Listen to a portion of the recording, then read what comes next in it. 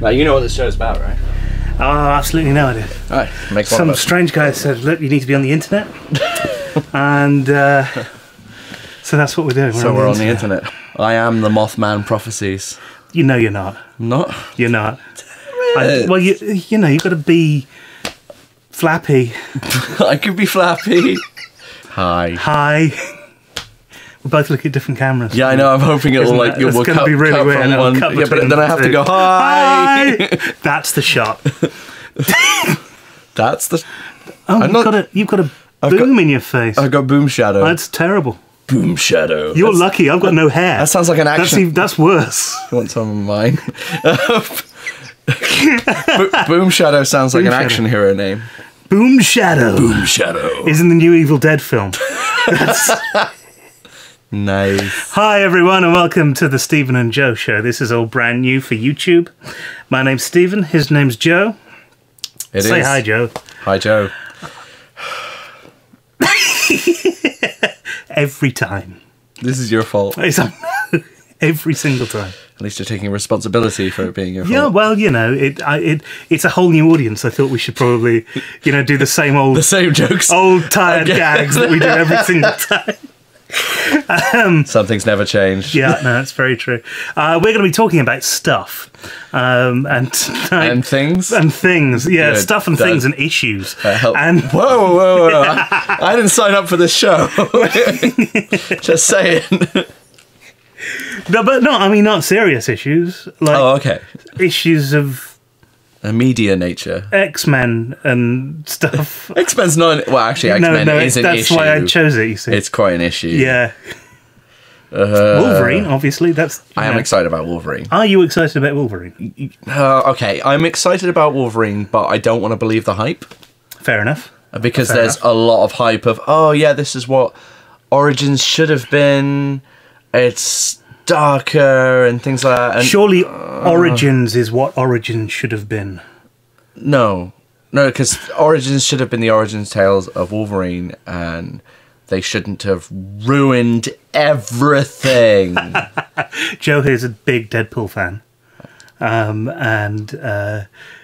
What was your take on how he was portrayed in the last Wolverine film?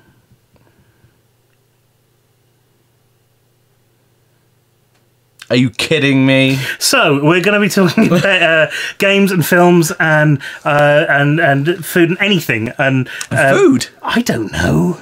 All right. I just saw your packet of Oreos over there, and it just kind of reminded me of food. That's all. I had to make sure that I like swilled with my drink to avoid Oreo teeth. Oreo teeth. Where you've been eating Oreos and just all the brown Oreo cookie sticks to your teeth because it's such a strong brown. So what are your 5 top tips for dealing with Oreo teeth? I don't have 5 tips for teeth. I eat them. I don't have... This when you said a review show, I didn't expect 5 tips for Oreo eating. Have you not seen magazine films, shows before? Oreo? No. I don't know. I'm not doing a show about Oreo eating. I draw the line at 5 tips for your favourite Oreo snacks. I'd say s'mores. do the whole s'mores. Melted marshmallow. Melt a marshmallow over a fire, and you put it in between the 2 bits of Oreo. There you go. And make an Oreo marshmallow sandwich. It's delicious. Great. I've never done it. I'm not likely to. Yes, you will. We'll sort that. We're going to do. We're going to do that. Maybe we should do it live on camera. We'll vlog it. Yeah. That'd be so good. This is us by the fire. Hi. Vlog. This is us catching fire. That's what you guys can't hear the noise in the background, which is just going vlog. That's just in your head. Vlog. Just in your head. It's an internal dialogue. It is. Throughout the entire recording that's all that's happening in my head. Right. All of this is dubbed in afterwards. Yeah. Because all I'm saying is vlog. So if you've never heard of us before... Hi. Go and find out burnedpapyrus.com. We make films and other things. And podcasts. Which is how this is now evolved into. This is an evolving podcast. An evolution. I'm not sure I like that word. An evolution? An evolution's probably better. Not an evolution. An evolution, it reminds me too much of Imprezas and or bad Subarus and that sort of later series of Transformers. Oh, yeah. I don't want to go down that path at all. Because, you start off down later series of Transformers and all too soon you get to Michael Bay. Oh. And then, you're lost forever. Yeah, and then you just... Joe's a big gamer. It's true. And I'm a big film watcher and TV watcher as well. That's true too. So we're going to recommend stuff that we've been that has come to us this week in some sort of weird dream state. I don't know what about, just some kind of odd, weird dream state that we've just sat here meditating, and then we're going to share our hallucinations. We can share our hallucinations with you. So I was in this room with a rabbit once. It was about 6 foot tall. Let's keep it with films. And so what have you been looking at this week? There's so much going on in the world of video games at the moment. I've still not played Skyrim. Stephen, this is going to be a running thing. It's fine. After we've recorded this, I'm going to make him play Skyrim. We're not going to play Skyrim. They're announcing all of these big titles for the next gen consoles. Like there's going to be a new Mass Effect, right? Halo, but not following Commander Shepard. Oh, right. So it's a... Right, They're doing something completely different. Well, they're saying it's going to be completely different, so it might even be a different type of playable game. They haven't released a lot of details for it. But it's set in the world. It's set in the world of Mass Effect, yes. So we get to return to that world and all of the lore that they've created within it, but it's going to be next gen. So, new Halo? I haven't read anything about the new Halo yet, Super but Mario that's Kart. Definitely going to happen. The new Mario platform game. Nintendo are still concentrating on the Wii U. Sony and Microsoft are still locked in this head-to-head. We want better graphics. We want stronger processor. We want better titles. We want more exclusive titles. We want, and they are creating a very strong case for gamers to be split in their allegiances. Nintendo, it seems, from what I've seen so far, are just kind of separating themselves off and go, no, we're going to make stuff that's fun. Things like the Wii U, making it handheld, making it very able to be taken away, to play with families, to play in a more creative style, and they are creating their own niche, it seems, in order to broaden, either specialize in what they're doing, but also just not play that game, not release at the same time as Xbox and PlayStation, which for them, from my opinion, is smart. Because I've been exploring a lot of games on my iPad recently. Yeah, it means that that's kind of, there's so much to be explored there at the moment with old titles being released for the iPad. Things like the LucasArts style point and click adventures. So I've been playing through Broken Sword. I played through Beneath a Steel Sky. Monkey Island's out as well, isn't it? The Monkey Island games are out as well. This brings me on to my main recommendation, actually, rather nicely, which is an iPad game, which is a little bit of an odd title. It's called Swords and Sworcery. That's not me mispronouncing sorcery. It's actually, but it was you mispronouncing swords. If you said it's confused because swords is obviously spelt swords, but this is called Swords and Sworcery. They've put a W in there, but it's an unusual game. It's a side-scrolling game for the most part, where you follow a female sword and shield. She's called the Scythian. And you tap on the screen where you want her to go as she travels through this land that you get introduced to, and you meet various people in the land, a woodcutter, a strange girl who sings, and you have a dog that follows you, and you take this female warrior on an adventure into some caves and you awaken a dark evil. And you have to try and set things right. The control mechanism, the tapping, it highlights parts of the universe, and the sound effects that go along, the sound design is brilliant. It's just a really charming game. There's a great 8-bit style to it, with which with the whole retro games thing becoming popular, and games like Minecraft taking off in such a huge way, it does create a really charming atmosphere around it. The art style for it is beautiful. It's created by Super Brothers and Capybara, and it's a gorgeous looking game. But what I really love about it is it is also an experimental EP by an artist called Jim Guthrie. And so throughout the whole thing, not only is the sound design brilliant, but the music creates a tone throughout the entire game that just weaves its way through. So as the story unfolds and you hear more, you'll end up with the same tune reprised with further instrumentation for it. As you interact with the environment, it alters the way some of the music flows as well. Even the menu system is the EP disc spinning. And there's loads of little Easter eggs, things like on the main menu screen. If you hold your finger on the EP as it is spinning and playing music, it stops. You're holding the actual EP from spinning, so it slows down as the music does as well. So wow. And then if you spin it, it goes and plays again. And it's just, as a little Easter egg, it was beautiful. It just creates such an interactivity. And it's also all tied in through your social media, but it gives you the, rather than just auto-tweeting or auto-posting everything you do, it gives you the option to post what you would like from the game, if anything. Some people hate that aspect of it. Some people love it because it means they can track what other people did and their opinions on it and who else is playing the game at the same time. And especially with a game that is very storyline based in that kind of way, it's really fun. But I just thought it was very innovative the way they put it all together. And also, when you enter into combat scenarios within the game, it's a swipe combat based system.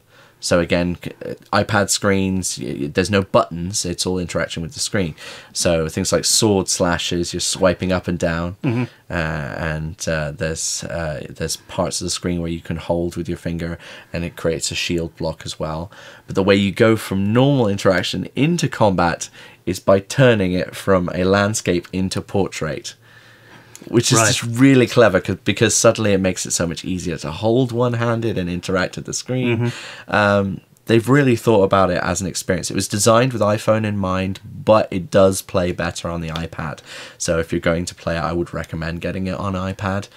Even if you get the iPhone version, you can ×2 it so it blows up to the full size. It would probably be ideal on the iPad mini if you've got the latest tech, but it also runs on my iPad 2 without question, easy. I think it would actually run very easily on an iPad 1 as well if you've got the earlier tech. My recommendation for the week, I'm going to recommend a film for all of you. It's I mentioned earlier I've been watching a lot of Joss Whedon stuff. I'm going to recommend Cabin in the Woods. If you haven't seen it, I noticed that it was in Sainsbury's the other day. It's about £7. It's not nice on DVD. It's not particularly expensive anymore, but it's a really, really great film. Have you seen it yet? I haven't seen it yet. It's also on the streaming things. I think Love Film on Netflix. I'm sure it's on there as well. I'm pretty sure. And we need to sit down and watch it. Yeah. I've seen it about 3 times now since it came out. But it was so well received for a film that's been as well. It got good reviews. It did. And the thing about it is, it's sort of an antidote to the horror films that you've been seeing recently. We've seen an awful lot of, let's sort of push the boundaries, let's make this more horrific. And in doing so, you get films like Saw or Hostel or those sort of films, and they're not just gore flicks. They're just, it's torture porn. Is now the name for the genre is torture porn. They proudly put that on the boxes. They now. do, and part of the fun about horror films is that it's not ever going to happen.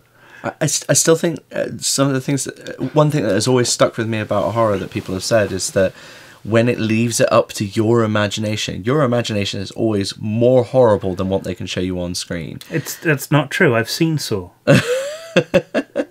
But things like 7. Yes. At the end of 7, is the hair. We shouldn't actually mention what happens at the end of 7. Just I don't need to mention what happens at the end. Yeah. But at the end of 7, they don't necessarily show you everything. 7 isn't a torture porn thing because you never really see any of it. Yep. You see bits, and it leaves you.